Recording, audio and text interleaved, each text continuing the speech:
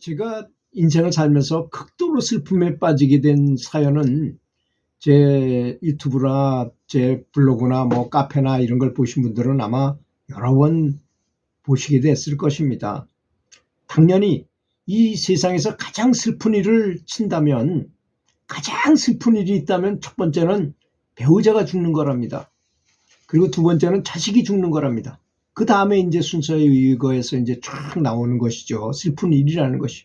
저는 자녀가 죽는 슬픔을 겪었어요. 26살이나 되는 우리 둘째 딸이 사망을 했어요. 딸 둘에 아들 하나거든요, 제가. 그래서 아들 하나, 딸 하나가 돼버렸죠. 근데 그걸 그렇게 정말 100만 분의 1의 확률도 안 되는 그런 어이없는 사고를 당했어요. 그 동사무소가 있었는데 동사무소 주차장이 이렇게 보기에는 평지같이 보이는데 약간의 언덕이 있었던 것입니다. 근데 길 건너, 그것도 한참 건너서 길 건너편 보도로 가는 그 차가 스스스스 밀려나가다 탁 밀려가지고 탁 부딪히고 보도에 부딪히고 차가 튀어오르면서 우리 딸을 덮쳤어요. 그 현장에서 사망을 하게 되는 정말 어이가 없는, 평생 살다가 어떻게 그런 일을 당할 수 있겠습니까? 정말 큰 슬픔이 몰려오더라고요. 여러분, 그때 한번 생각해 보세요.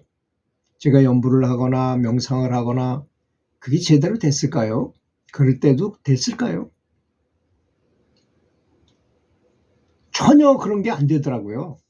그래서 기독교인들이 왜 저렇게 소리 지르면서 기도를 하고 뭐 소리 지르고 그러나 했는데, 내가 그 일을 당해보니까 그게 그렇게 좋다는 걸 알게 되겠더라고요. 제 아내는 교회 다니고 지금은 교회 장로예요. 그래서 아내가 하던 비슷하게 그냥 무조건 소리 지를 수밖에 없더라고요. 소리 지르면서 기도를 했는데 이래서는 안 되지 해가지고 인터넷으로 기도문을 그걸 가져가 이렇게 변형시켜가지고 만들어가지고 그걸 읽으면서 아내의 어깨를 붙들고 같이 기도를 하니까 확실히 마음이 위안이 많이 됐습니다. 그때 저는 기독교인들이 이래서 이렇게 기도를 열심히 하는구나, 확실히 효과가 있구나 하는 걸 깨우쳤어요. 그리고 슬픔은 물 밀듯이 밀려온다 뭐 이런 말이 있잖아요. 그런 표현이 정말 그렇더라고요. 집채만한 파도처럼 밀려와요. 아침에 눈을 뜨기가 싫은 거야. 그 슬픔이 너무 커서 가슴에 가득 차고 잠에서 깨어나면 이것이 꿈이었으면 좋겠다는 생각만이 곧을 오랫동안 들곤 했어요.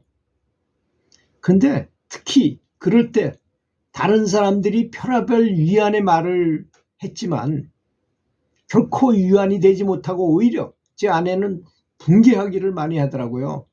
그 사람이 그렇게 말을 했다고 아주 괘씸하게 생각하고 그러더라고요. 그러니까 다른 사람이 참 슬픈 일을 당했을 때 위로의 말을 하는 걸 잘해야 됩니다. 오히려 역효과예요. 그저 가만히 있는 것이 더 좋을 때가 많아요. 그냥 옆에 있어주기만 하는 것, 이런 것. 그래서 어떤 사람이 그러더라고요. 슬픈 일을 당한 자기 자신이 죽은 자기 친구한테 가서 아무 소리 안 하고 그냥 거기 가서 매일 붙어있기만 하는 거야. 그렇게 붙어있기를 2달을 같이 자주고 같이 있어주고 하다가, 야 그러지 말고, 야 너 너무 그 집에만 있으니까 안 되겠으니까 야 우리 절에나 가자. 뭐 그래서 연불이라는 게 있는데 너 하고 싶으면 하고 내가 하는 거나 구경이나 하고 있어라. 그런데 갔으니까 뭐 자기도 같이 그냥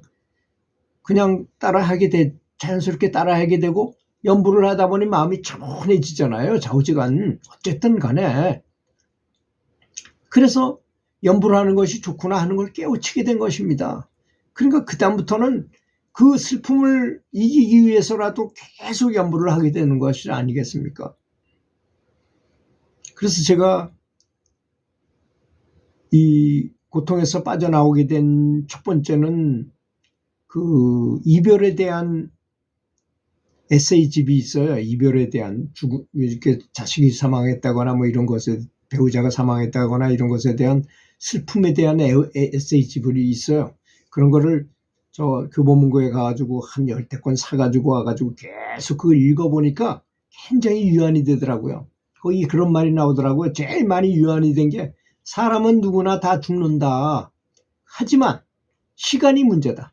빨리 죽으면 더 슬프게 되고 늦게 죽으면 별로 슬프지 않은 것이 인생이다는 것이야. 그래서 그런 것이 위안이 많이 되더라고요. 그 책을 쭉 읽어보니까 그 강릉 출신의 김형경 작가라는 분도 그런 류의 소설 에세이집 같은 걸 많이 쓰셨더라고요. 그래서 많은 도움을 받았음을 감사하게 생각합니다. 그걸 보면 정말 고마운 도구가 있다는 걸 느껴져요. 그런 걸 위안을 받다 보면. 그리고 두 번째는 많이 걸어 다녔어요. 숲속길을 걸어 다니면 이 슬픔이 많이 사라진다는 걸 느꼈습니다. 연불 하면서 걷게 되면 더욱더 좋죠. 그래서 그런 것이 많이 도움이 됐고 또 이제 뭐 높은 고승들이 하는 법어나 이런 것들도요. 이게 정말 필요한 거 쏙쏙 들어오는 거 빼놓고는 별 도움이 안 된다는 것도 느꼈어요. 아무짝에도 전혀 소용없는 이론적인 허망한 지식에 불과하다는 것, 이런 것은 다 없애야 되겠다는 생각이 들었어요.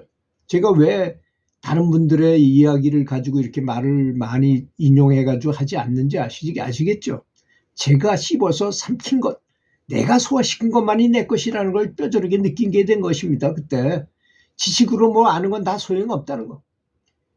저는 이제 나이가 더 어느 정도 들었고 세상에 산 경험도 좀 어느 정도 되니까 세상의 모든 상식적인 것은 다 알 거 아니겠습니까?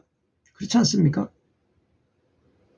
그리고 제가 전에 아버지 병을 고치겠다고 중국 기공을 배운다고 하면서 정말 수련을 엄청나게 열심히 할 때 또 이왕 이렇게 영적인 길을 가게 됐으니 이론적으로도 좀 알아야 될 거 아닌가 해가지고 두 도서관, 원주에는 도서관이 두 군데가 있었어요. 옛날에는 원주도서관이라고 원주초등학교 옆에 하나 있었고 이쪽에 당계동 쪽에 청소년 시립도서관이라는 곳이 있었어요. 그러면 원주도서관에 있어 영적인 책들, 거기에 영적인 책들을 싹 읽었어요. 1년 동안에 그쪽 걸 다 읽고 또 다음 1년 동안에 이쪽에 시립도서관에 있는 책들을 싹 읽었어요. 빌려다가.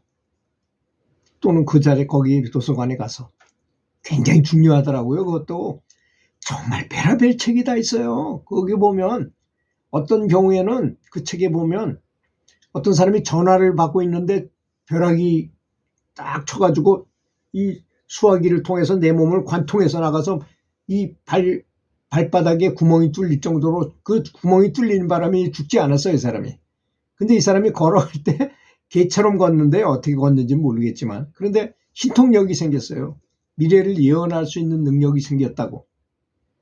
뭐 그런 책도 있고 또 내 염체라는 또 책도 사념체라는 책이 있는데요. 사람이 무슨 생각을 하면 그거에 대한 내가 사과 생각을 하면 사과가 이렇게 머리 위에 뜬다는 것입니다. 그래서 우리가 왜 염치 없는 놈 이런 말 하잖아요. 그 사념체가 없는 놈의 준말인 것입니다. 그렇게 많은 지식도 필요하다는 것을 그때 깨우치게 됐어요. 여러분도 제가 하는 말씀을 제가 직접 체험한 이 말씀을 잘 들으시고 진정한 연불 이게 잘 되도록 해야 됐으면 좋겠습니다. 들어주셔서 감사합니다.